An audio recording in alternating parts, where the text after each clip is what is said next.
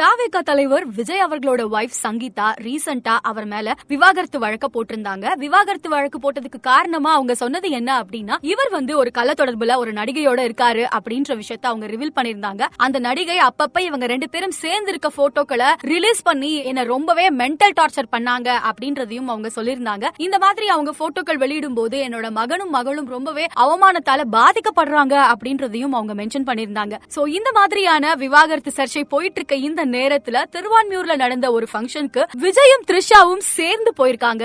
இந்த வீடியோவை பார்த்த தாவேகா தொண்டர்கள் நிஜமாவே ரொம்பவே ஃபெட் அப் ஆயிட்டாங்க அப்படின்னு தான் சொல்லணும்.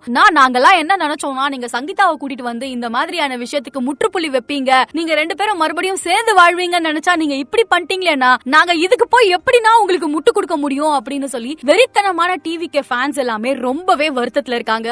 எந்த ஒரு அரசியல் தலைவரும் தான் மேல பெண் சம்பந்தமா வைக்கப்படுற குற்றச்சாட்டுக்கு உடனே மறுப்பு தெரிவிக்க தான் முன் வருவாங்க. ஆனா எதை பத்தியுமே கவலைப்படாம ஜஸ்ட் லைக் தட்னு தாவேகா தலைவர் விஜய் இருக்கிறது மட்டும் இல்லாம, ஆமா நான் இந்த நடிகையோட தான் தொடர்புல இருக்கேன் அப்படின்றத வெளிப்படுத்துற விதமா ரெண்டு பேருமே சேர்ந்து ஒரு ஃபங்க்ஷன் அட்டெண்ட் பண்ணிருக்கிறது மிகப்பெரிய ஒரு வருத்தத்தை டிவிகே ஃபேன்ஸ் கிட்ட கிரியேட் பண்ணிருக்கு. சோ நீங்கலாம் இந்த விஷயத்தை பத்தி என்ன நினைக்கிறீங்க அப்படின்னு மறக்காம கமெண்ட்ல சொல்லுங்க.